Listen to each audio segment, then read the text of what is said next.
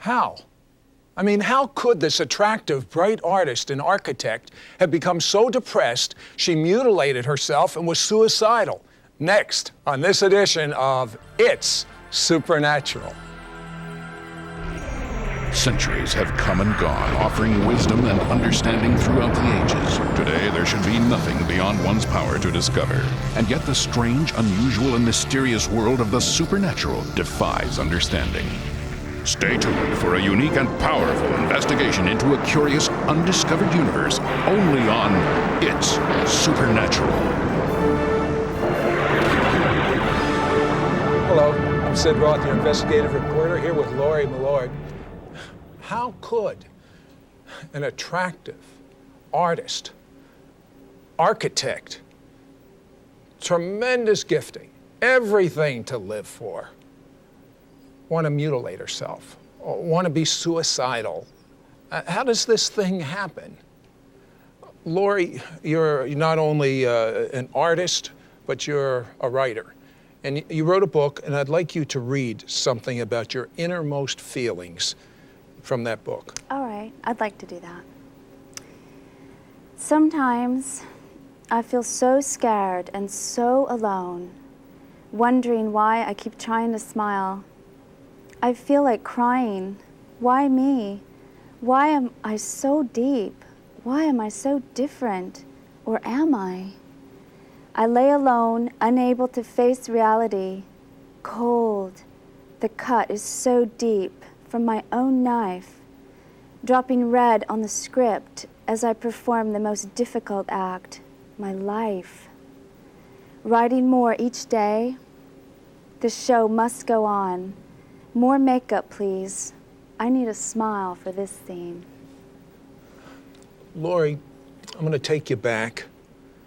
I'm going to take you back to a time when you first discovered that you could prevent yourself from gaining weight by forcing yourself to vomit.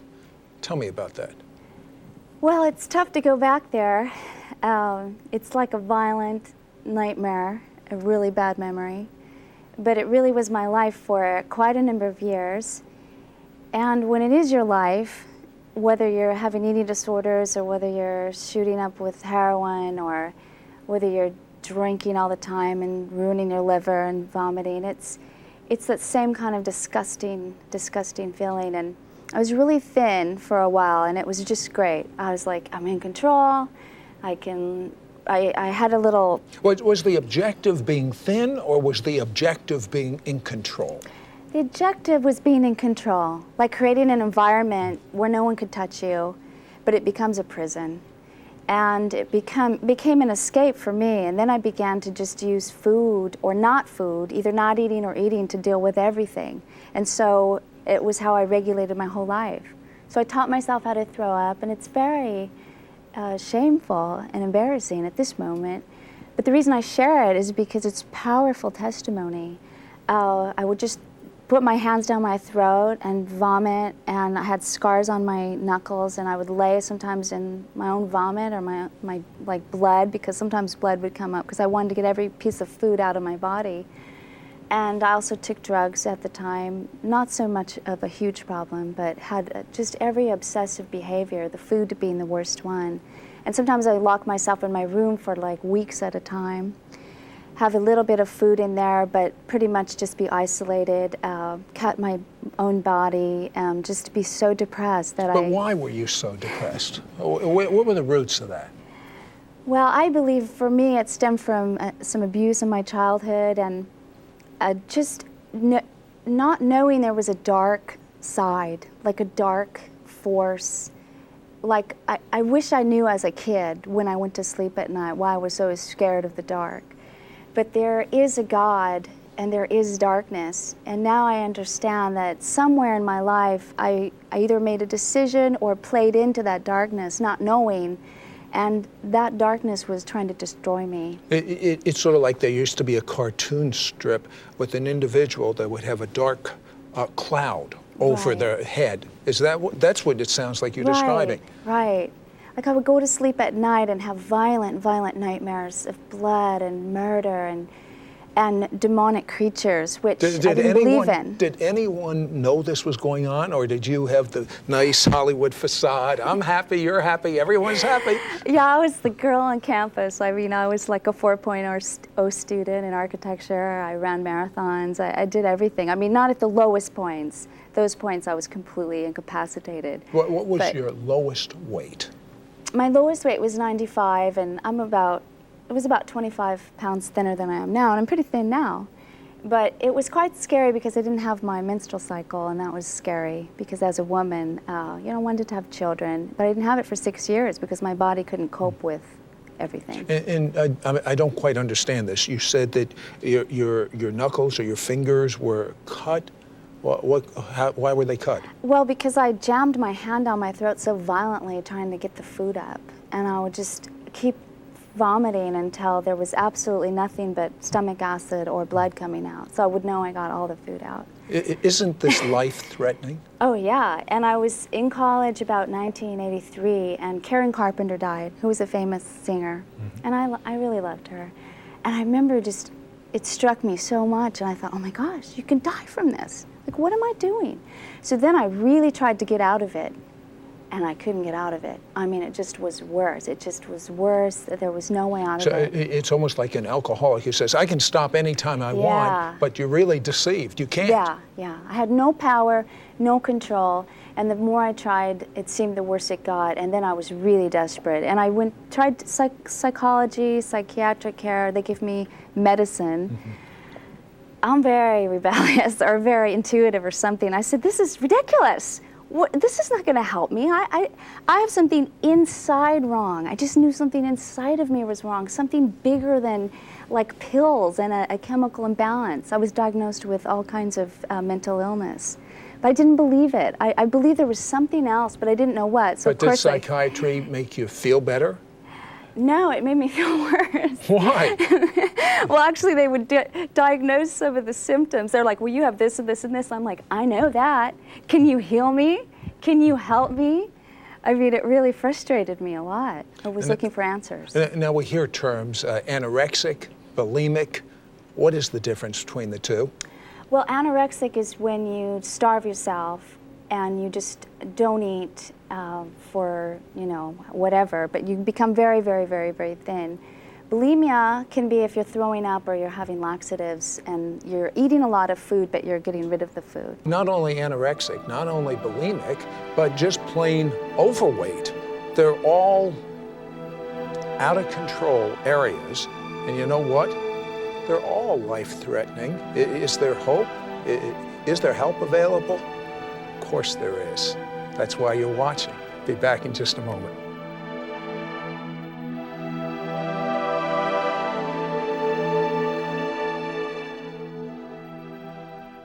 Hello, YouTube, Mishpocha. Mishpocha is a Hebrew word. It means family. This is Sid Roth. Welcome to my world, where it's naturally supernatural. If you've been blessed by this show, please subscribe. Then click the bell so you won't miss a single episode of It's Supernatural.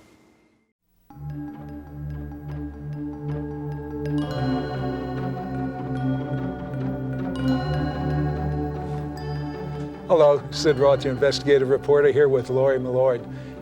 Now, she had everything to live for, just depressed, suicidal. Nothing was working in her life. You would look at her on the outside, you'd say everything is fine, but on the inside, she's vomiting, she's fearful, she's having horrible dreams. You actually were mutilating yourself? Yes, and quite a lot of people do that. Most people don't know, but I would hit myself Is it or that you cut disliked myself. yourself? What was the motivation? I thought I hated myself. I mean, I would say, oh, you're just so fat, and you're so ugly, and you're so horrible, and you're so stupid, and I would just hurl these names You're at weighing myself. 100 pounds or less, and you're saying you're so ugly, you're so fat, you're so stupid. Yeah. My goodness. Sounds like I was listening to the wrong voice. Yes. Yes. I think that's a big problem these days, is voices. There's a lot of voices out there. And I think there are the voices that we hear, whether we've heard them as a child and we tend to repeat them, or whether we hear them from our friends, or whether we just come up with them ourselves, and it's very, very damaging. Are there many people that have the problems that you had in society? Yes, I believe there are very, very many.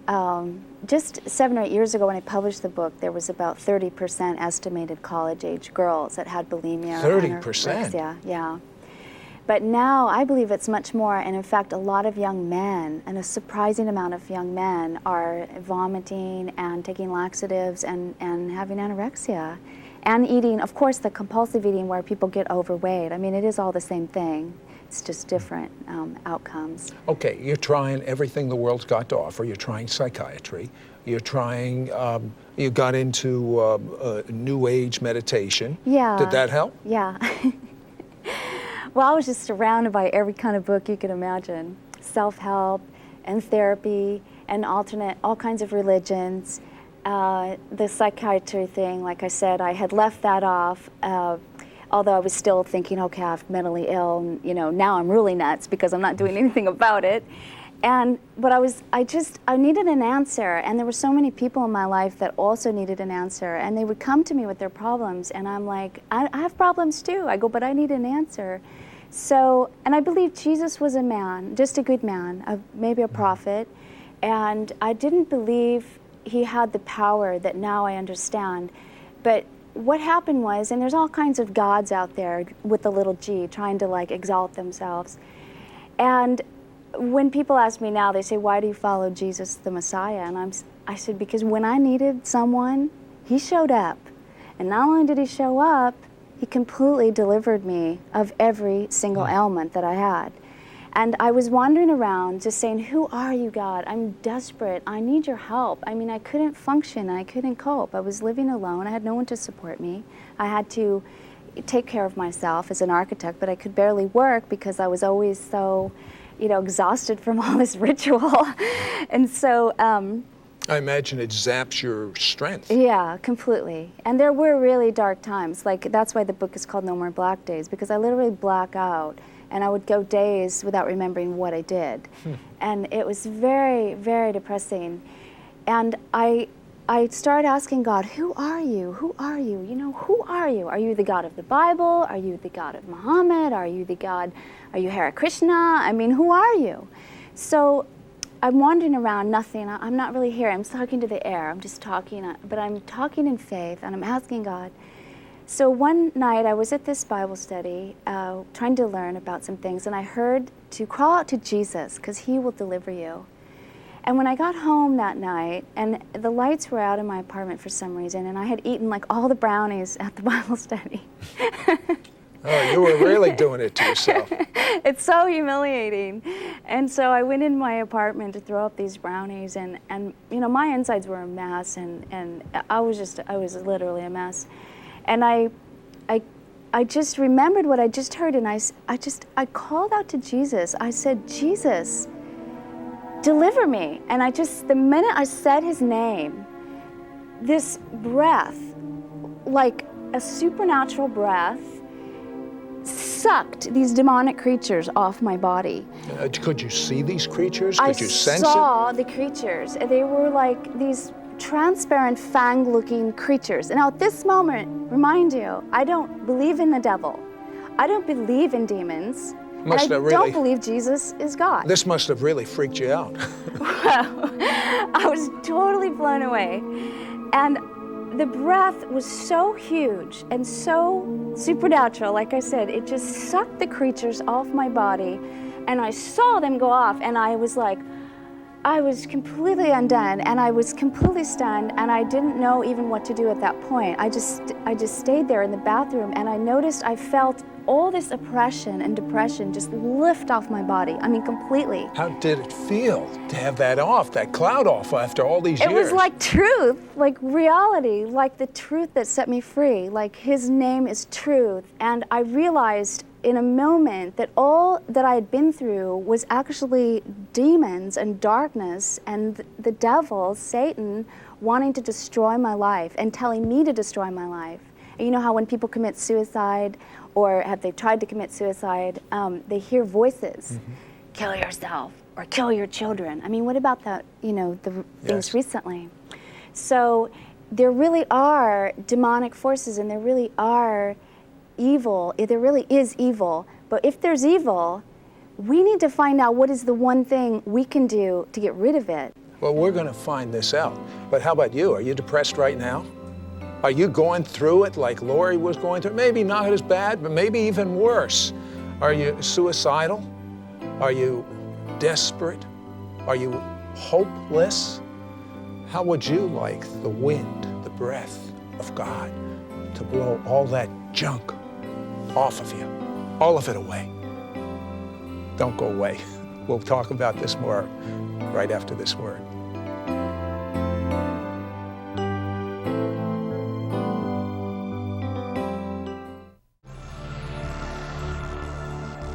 Hello, Sid Roth, your investigative reporter. Before we go back to Laurie, and I'm believing that that breath, that wind that came upon her to set her free, and she's free, that same wind is going to come on you.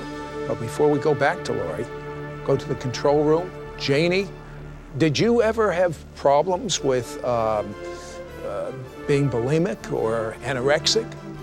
No, I've never had problems with that, but don't ask me if I've ever overeaten before. I mean, yes, I've had chocolate cakes and wanting to eat more and more of it, but I just didn't have the other problem. Who's on next week? A woman by the name of Patty Perrier, when she was a young girl, she was healed of several childhood diseases, including a hole in the heart. But she has very unusual miracles, such as she had play money on the floor for her children, and she needed money, and the play money turned into real money. I'm sure everyone's going to watch us next week. Thank you, Janie. Laurie, we were there at such a dramatic moment. You don't believe in demons, you don't believe in the devil, you don't believe in hell. All you know is you're depressed and there's a dark cloud over you. You don't even understand how it came, but it's there, but you certainly don't know how to get rid of this dark cloud. And all of a sudden, describe this. It was like you could feel a wind come on you? It was more like a breath from outside of myself, sucking the creatures off my body. It was so huge and so powerful and so omnipotent, and it was absolutely blew my mind. And I realized in the name of Jesus, he has the name above every name, and that in his name all darkness must flee. And his name and he alone is available to each and every person alone. I mean, here I was just surrounded by all this self-help. And here we are with all these different religions and doctrines. But when it comes to really needing someone to be there when you need them, you need God, and you need the real God to stand up. And at that moment, he did. Laurie, there are people watching us right now on the edge of their seat because they're saying, I relate to what Laurie's speaking about. That's me. Would you talk to some of them right now? Yes, actually, I was praying for you last night, and I pray for you a lot. I pray for you with all of my heart because God knows where you're at. When you have addictions and you have secret bondages, it is so humiliating and so private. And there's many of you just stuck in rooms, and you're wrapped up in these bondages, and you're completely surrounded by these ailments, and you think there's no way you're going to get free. Like you're chained and you're bound and you're searching and you've been diagnosed out of your head. I mean, it's like diagnoses don't work unless there's a cure. So the cure to what ails you is that we are in a spiritual world, at a spiritual battle, and there are forces waging against your soul and against who you are, causing you to destroy yourself. And you can call on Jesus Christ. You can call on him now, and he can raise you up from your circumstances. He can deliver you from the bondages, and he can heal you to the point that there are no scars. You know, it takes 20 years of therapy and you're still not better. You know, people say, well, there's always scars. There are no scars. I have no scars. No scars on the outside and no scars on the inside. I'm completely healed. That's why it's like hard to even think about who that was. it's so amazing to me, but the compassion of the Lord is that there are people like that now. You might be like that. There are people suffering in these prison halls of their own making, and they're so desperate. And I'm just saying to you, call out to Jesus, your Messiah, your Lord, your Savior. He is the Lord of the whole earth. He's the King of all kings, and He's the God above all gods. He will set you free. You know what I'm reminded? You wrote a letter and sent your book to Princess Diana. Yeah. And she responded, and you had a correspondence, but then you wrote her a letter and you were afraid you'd never hear from her again. What did you say? Yes, well, it's hard to be a prophet of God, and I've been called all kinds of things. Psychic, guru, people call me everything you can think of. But in the book of Daniel, in the Tanakh, Daniel moved in wisdom because he was close to God. He was close to the God of Abraham, and he moved in wisdom 10 times greater than the astrologers and the soothsayers of the kingdom. And Princess Diana knew that I had a gift from God. And it's a gift like Daniel. That's all it is to be a prophet. And when one year in 1997, in about April, I always prayed for her and kept her close to my heart. And I saw death covering her.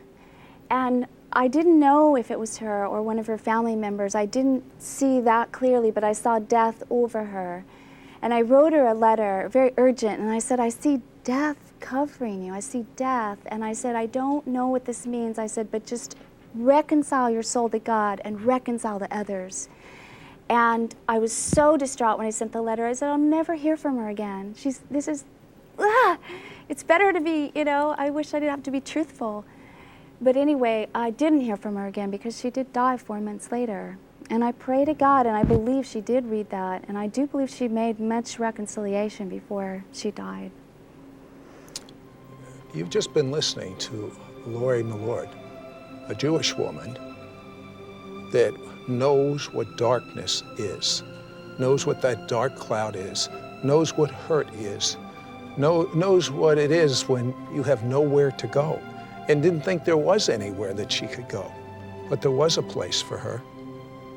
The place was in someone's arms, the arms of God. Do you want to have the Lord's arms wrapped around you right now? Do you need that pure? I'm not talking about the love between a man and a woman, or even a mother and a child, but I'm talking about pure love. So pure that darkness can't even come near it. Because I'm going to pray for you right now that His love will penetrate you. The people here, you see, you have sinned. You've made lots of mistakes. We all have. I mean, we're human. But the good news is, God says, I want to forgive you if you will repent. And I want to give you the power, such as Laurie has right now. I want to give you the power to be free and to walk in that love and to walk in that light and fulfill your destiny and not that darkness and that depression all over. Say this prayer with me and mean it. Dear God, I'm a sinner. Against you and you alone have I sinned, for which I'm so sorry. I believe that Jesus died for my sins, and by His blood, my sins are atoned for. They're washed away. And now that I'm clean, Jesus, come inside of me. Make me feel. Make the hurts go away. Make me complete. Give me a purpose. I need you. I need your love. What, Jesus? You need my love? That's what He's saying to you. He wants your love. God, the creator of the universe, wants your love. You are special. Go for it.